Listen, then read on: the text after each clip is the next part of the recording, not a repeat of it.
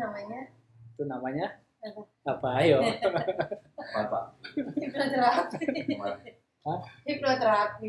Jadi Karena kan masuk program-program dalam yang ada di subconscious itu, ya kan, kalau kayak komputer itu adalah pikiran bawah hidden sadar, file. subconscious itu pikiran bawah sadar. Program yang Dan dibuat terbentuk oleh diri kita kalau di pola. komputer, program yang sudah otomatis berjalan di belakang, background proses. Kalau di Windows Ctrl Alt Del itu kan kelihatan tuh tasknya. Padahal kita cuma buka browser satu atau buka Microsoft Word, tapi kalau kita lihat task management banyak banget services di belakang, ya kan? Ada ratusan services, layanan itu subconscious. Kalau mau dimatiin, kalau Windows kan Ctrl Alt Del, pilih servisnya shutdown, matikan. Nah, kalau kita gimana?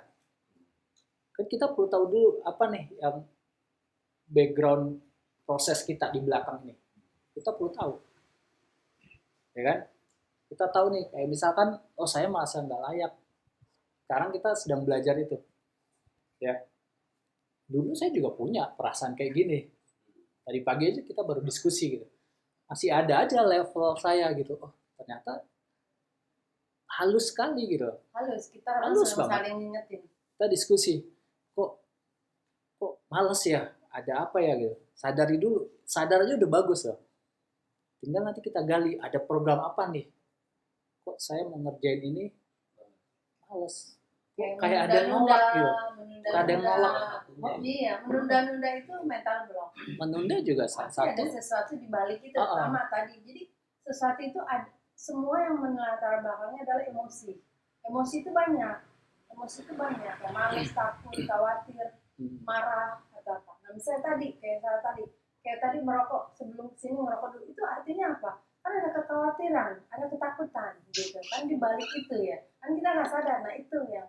Jadi sesuatu itu gitu. Kok kenapa misalnya orang melihat orang kaya tadi misalnya tiba-tiba ada emosi apa, nah kenapa dia ngomong gitu? Pasti ada emosi di balik itu. Tidak layakan juga pasti ada emosi, mungkin ada pola dulu. Ada pola kecil. Ada kecil. pola dulu masih kecil, mungkin dibanding-bandingkan biasanya gitu. Biasanya jadi timbul ketidaklayakan pada dirinya, dia mau ngepantes. Kok kamu begitu aja nggak bisa? Itu bahasa sederhana. Itu kan bahasa sederhana ya. Tapi kalau kita bilang sama anak, sama orang itu, kok begitu, kamu gitu aja nggak bisa gitu. Itu nggak bisa. Gitu. Ya apalagi mohon maaf aja kayak kita kan di Indonesia ya, pada umumnya nggak di kampung Betawi aja, kayaknya di Sunda, di Jawa juga ada gitu ya. Belief kayak udahlah kita hanya orang kampung gitu. Ya kan? Mau ngapain sih gitu. Lagi perempuan ntar juga lari ke dapur. Nah, perempuan ntar larinya juga ke dapur. Nah, itu sering mati banget. Iya kan? Itu kan udah kebentuk tuh, karena kan yang ngomong misalnya figur otoritas tuh orang tua. Misalnya nenek, misalnya guru, tante misalnya yang memang dekat. Terulang akhirnya jadi program. Tersimpan jadi program. Jadi jalan utama. Memang kalau kita flashback materi yang lalu ya tentang jalur pikiran, ini jalur utama. Karena pikiran pasti mencari jalur yang tercepat supaya efisien. Ya. Hanya saja jalur yang efisien itu ternyata hasilnya ya seperti sekarang ini, gitu. Makanya kita perlu bikin jalur baru. Jadi sebaiknya di breakdown. Nah, perlu di breakdown. Maaf aja nih, apalagi saya di sini dengan anak-anak kecil ya, dengan anak-anak di sini main. Jadi saya kan bisa melihat karakter. Ya kan, saya bisa melihat karakter lingkungan di sini tuh gimana. Apakah mau seperti itu terus? Gitu ya. Saya melihat sesuatu yang begini, saya melihat anaknya begini, saya bisa lihat orang tuanya kayak gimana, gitu, lingkungannya kayak gimana. Itu bisa, bisa. Nah, karena itu sebenarnya di breakdown. Kita harus putus. Putusin karma. Jadi kayak memutus karma keturunan. Itu sebaiknya berubah. Kita mau berubah. Gitu. Kita tuh mau berubah. Itu harus di breakdown. Oke, kita lanjut ya. Ada beberapa slide lagi, kita bahas satu-satu deh dari 6 pertanyaan. Lucu nih kaos ini, kita pesen kaos gitu ya.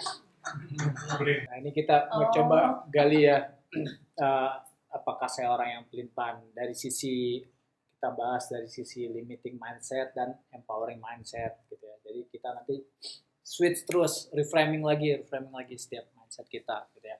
Nah dari yang limiting mindset itu ya misalkan saya tidak percaya pada keputusan saya sendiri. Jadi kalau kita punya keraguan pada diri sendiri gitu ya, terus nggak berani mengambil peluang ya, entah itu tawaran project, entah itu bikin startup, entah apapun itu kan sebenarnya peluang tuh besar. Kita bisa melihat di sini ada peluang nih, gitu kan? Dan nggak berani ngambil keputusan atau belum berani, gitu ya. Artinya di sini masih ada kepercayaan yang membatasinya, gitu. Masih ada mental blocknya. Ya.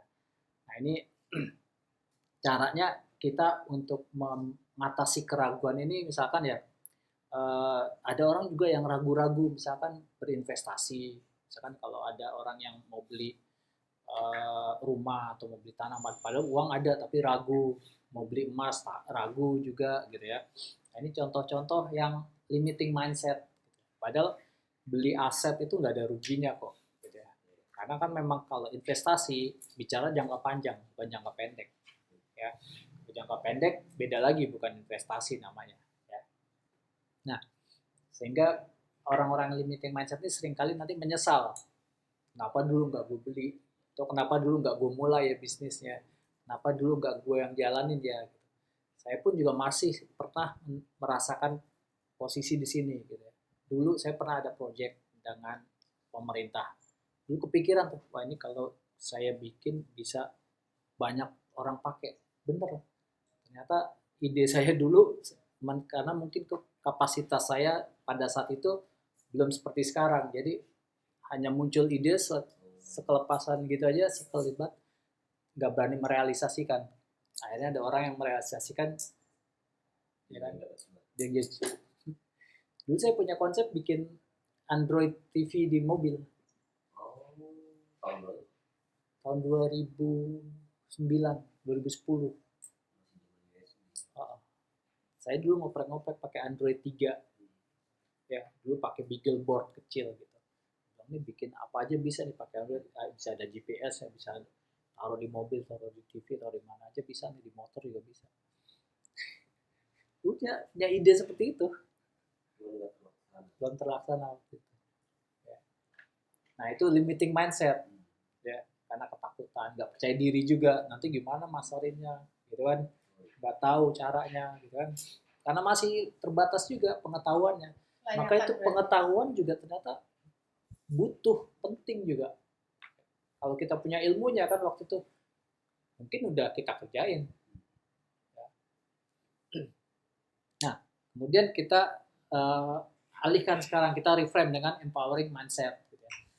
Dirubah nih, jadi saya adalah pribadi yang berani ngambil keputusan gitu ya, belajar setiap hari itu kita percaya kita upgrade gitu. Apapun yang hadir ke kita, apapun yang datang ke kita itu adalah guru gitu. Ya. Apapun kita di sini, saya selalu memposisikan diri saya juga sebagai murid dimanapun. Kenapa? Karena ketika jadi murid kita akan selalu belajar. Ya kan, kalau kita belajar itu kayak gelas ya, gelas itu perlu dikosongin dulu ya, karena kalau gelasnya udah isi, nanti mau diisi kopi ya luber, jadi gelasnya kita kosongkan dulu. Begitu juga kalau belajar ya, dimanapun ya. Gitu. Ada yang mau tanya atau mau mengelaborasikannya, boleh, monggo. Masih ada yang pelin-pelan nggak? Pelin-pelan apa sih ya? Bingung. Tegas. Bingung, ragu-ragu. Kesana nggak sehingga. Iya, kesana nggak. Ada yang bilang gini juga sih. Hari ini ngomong A, besok ngomong B. Bisa begitu. Ya. Inkonsistensi juga. Itu punya pendirian. Nggak punya pendirian. Cara Apa? Bocor? bocor orang. Oh, bocor tegas. tegas tuh nggak ya benar nggak sesuai penilaian nggak Agak terdia A terdia B terdia A lagi terdia C gitu. agak pugu banget. Iya kagak buku. Jadi sebenarnya kan terdia versus ya. Iya. Meeting sama yang Karena memang dua sisi ini memang ya kontradiksi gitu ya, berlawanan. Karena kan memang salah satu tadi saya sharing kan 15 hukum alam ya. Iya.